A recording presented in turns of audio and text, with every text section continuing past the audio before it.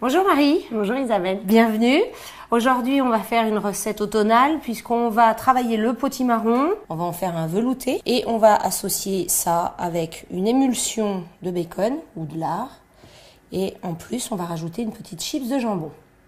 Donc, je vous laisse prendre le bacon, le découper en gros morceaux, tout simplement, avec les mains et sur la planche. Et on va l'ajouter dans ce lait. Alors, vous pouvez ajouter de la poitrine salée, de la poitrine fumée. C'est vraiment en fonction de vos goûts. Très bien. Donc, je vais mettre à chauffer le lait et puis vous allez ajouter le bacon.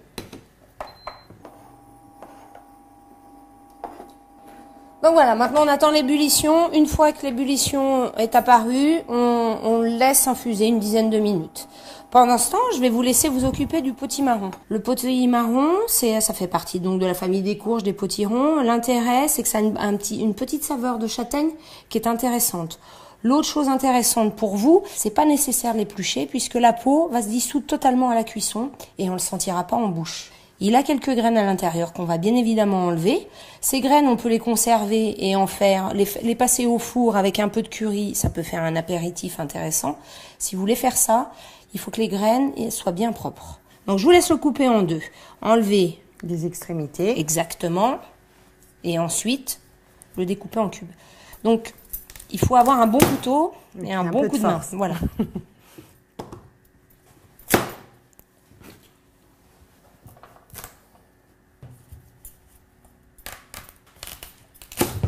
Hop là.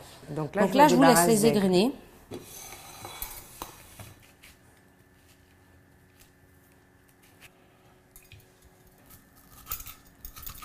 Parfait. Nous y voilà. Donc maintenant, il ne vous reste plus qu'à faire une découpe en gros cubes.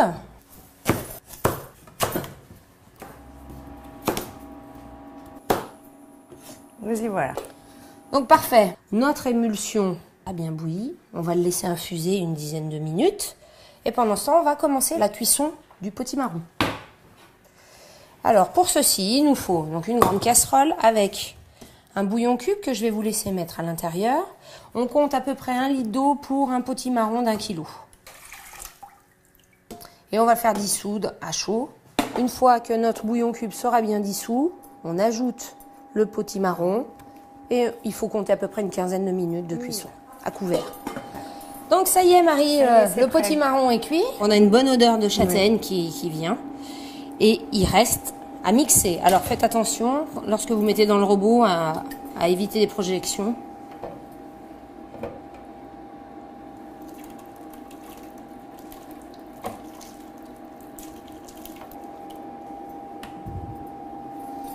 Donc là, on va mixer. On va voir l'épaisseur de ce potimarron. Il se peut qu'il soit nécessaire d'ajouter un peu d'eau pour le rendre un petit peu plus fluide.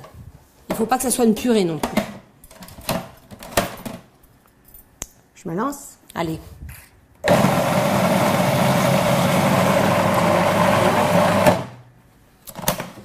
On voit que c'est quand même assez épais. Il va falloir rajouter un petit peu d'eau, mais on va aussi s'occuper de l'assaisonnement. Je vous laisse ajouter du sel et du poivre.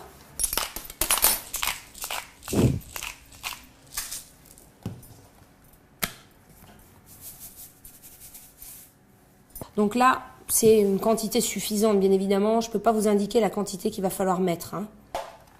Comme ça, vous pensez que ça suffit? Oui, je pense que ça sera suffisant.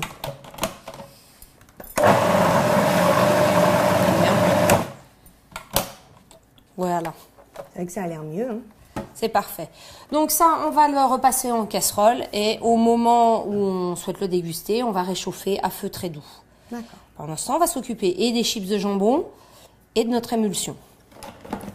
Alors Marie, on va s'occuper de ces chips de jambon. Très simple, vous prenez le nombre de tranches de jambon nécessaire au nombre de convives. Vous les mettez soit sur une toile silicone comme là on l'a fait aujourd'hui, soit sur du papier sulfurisé.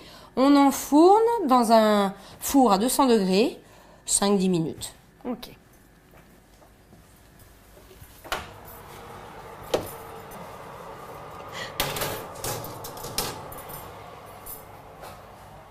Ça y est, 7 minutes de cuisson, on va vérifier, mais je pense que c'est cuit.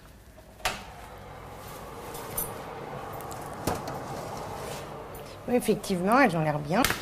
Donc ce qu'on va faire, je vais vous laisser les poser sur du papier absorbant pour enlever cet excès de matière grasse qui n'est pas nécessaire. Et on attend qu'elle refroidisse.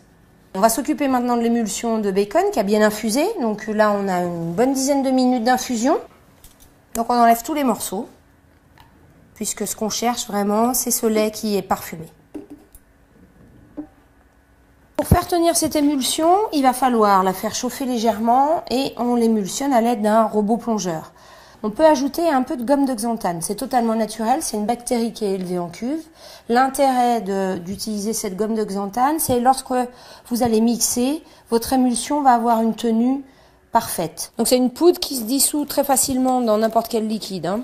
Même à froid, vous allez sentir que y a un certain épaississement qui se produit. Donc on mélange bien avec le fouet. Maintenant que c'est bien dissous, on va juste faire chauffer.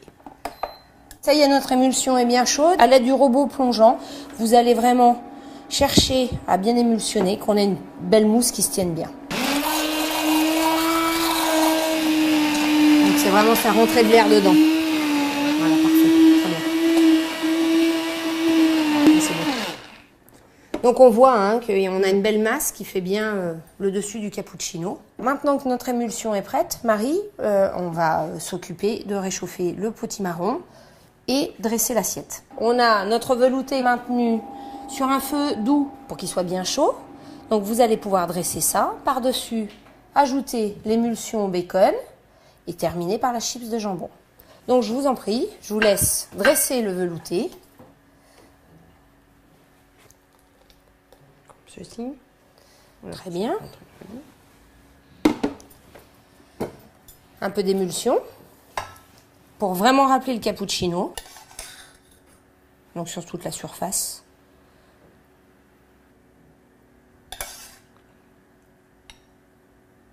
Très bien. Parfait. Et donc la chips de jambon, soit on peut la présenter entière en la trempant directement dedans. Autrement, ce qu'on peut faire, c'est la concasser et en mettre des petits morceaux sur le dessus pour vraiment rappeler le cappuccino.